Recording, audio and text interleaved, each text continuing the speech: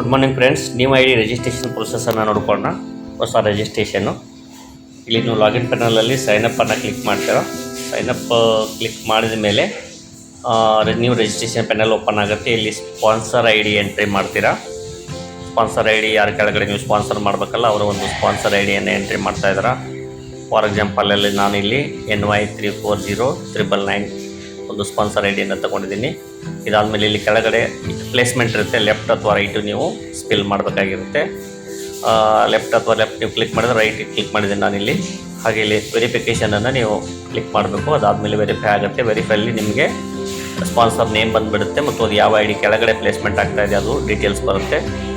ಇದಾದಮೇಲೆ ನೀವಿಲ್ಲಿ personal information ಡೀಟೇಲ್ಸಲ್ಲಿ full name, ಆ ವ್ಯಕ್ತಿಯ ಒಂದು ಆಧಾರ್ ಕಾರ್ಡು ಬ್ಯಾಂಕ್ ಡೀಟೇಲ್ಸಲ್ಲಿ ಯಾವ ರೀತಿ ಒಂದು ಹೆಸರು ಇರುತ್ತೆ ಆ ರೀತಿ ಒಂದು ಹೆಸರನ್ನು ನೀವು ಮೆನ್ಷನ್ ಮಾಡಬೇಕು.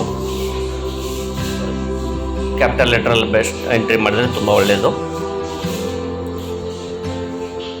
ಹಾಗೆ ಇಲ್ಲಿ ಮೇಲ್ ಐ ಡಿಯನ್ನು ಎಂಟ್ರಿ ಮಾಡ್ತಾಯಿದ್ರೆ ಮೇಲ್ ಐ ಡಿ ತುಂಬ ಇಂಪಾರ್ಟೆಂಟು. ಯಾಕಂದರೆ ಇನ್ ಫ್ಯೂಚರ್ ಎಲ್ಲ OTP ಮೇಲ್ ಐ ಡಿ ಮೇಲೇ ಬರುತ್ತೆ. ಸೊ ಮೇಲ್ ಐ ಡಿ ನೀವು ಕರೆಕ್ಟಾಗಿ ಸ್ಪೆಲ್ ಎಲ್ಲ ಚೆಕ್ ಮಾಡಿ ಎಂಟ್ರಿ ಮಾಡಬೇಕು.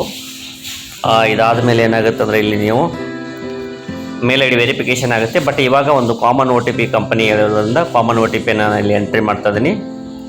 ಅದಾದಮೇಲೆ ನೀವು ಕಂಟ್ರಿ ಕೋಡನ್ನು ಸೆಲೆಕ್ಟ್ ಮಾಡ್ತೀರಾ. IND ಕಂಟ್ರಿ ಕೋಡ್ ಹಾಕಿದ ಮೇಲೆ ಇಲ್ಲಿ ನೀವು ಮೊಬೈಲ್ ನಂಬರನ್ನು ಎಂಟ್ರಿ ಮಾಡ್ತೀರಾ. ಮೊಬೈಲ್ ನಂಬರನ್ನು ಸಹ ಕರೆಕ್ಟಾಗಿ ಎಂಟ್ರಿ ಮಾಡಬೇಕು. ಯಾವುದೇ 0 ಮತ್ತು 91 ಹಾಕೋ ಅವಶ್ಯಕತೆ ಇಲ್ಲ. ಮೊಬೈಲ್ ನಂಬರ್ ಎಂಟ್ರಿ ಆದಮೇಲೆ ನೀವು ಇಲ್ಲಿ ಪ್ಲೇಸನ್ನು ಸೆಲೆಕ್ಟ್ ಮಾಡ್ಕೊತೀರಾ, ಬೆಂಗಳೂರು ಅಥವಾ ಇನ್ಯಾವುದೇ ಅವ್ರ ಪ್ಲೇಸು ಸೆಲೆಕ್ಟ್ ಮಾಡ್ಕೊತೀರಾ. ಸೊ ಅದಾದಮೇಲೆ ಇಲ್ಲಿ ಪಾಸ್ವರ್ಡು, ಈಗ ಒಂದು ಕಾಮನ್ ಪಾಸ್ವರ್ಡ್ ಹಾಕ್ತಾಯಿದ್ದೀವಿ ನಾವು 1 2 3 4 5 6.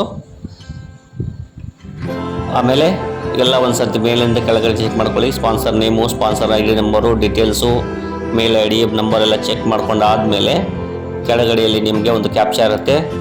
ಇಲ್ಲಿ 13 + 11 ಅಂತ ಇದೆ, ಅಂದರೆ 24 ಆಯಿತು. 24 ಎಂಟ್ರಿ ಆದ ತಕ್ಷಣ ಇಲ್ಲಿ ಕ್ರಿಯೇಟ್ ಅಕೌಂಟ್ ಕ್ರಿಯೇಟ್ ಆಯಿತು. ಸೊ ಇಷ್ಟು ಮಾಡಿದ ಮೇಲೆ ನೀವು ಇಲ್ಲಿ ಡೈರೆಕ್ಟಾಗಿ ಐ ಡಿ ಪ್ಯಾನಲ್ ಓಪನ್ ಆಗುತ್ತೆ. ವೆಲ್ಕಮ್ ಮೆಸೇಜ್ ಬರಲ್ಲ. ಇಲ್ಲಿ ಕಾಪಿ ಐ ಡಿ ನಂಬರನ್ನು ಕಾಪಿ ಮಾಡ್ಕೊಳ್ಳಿ.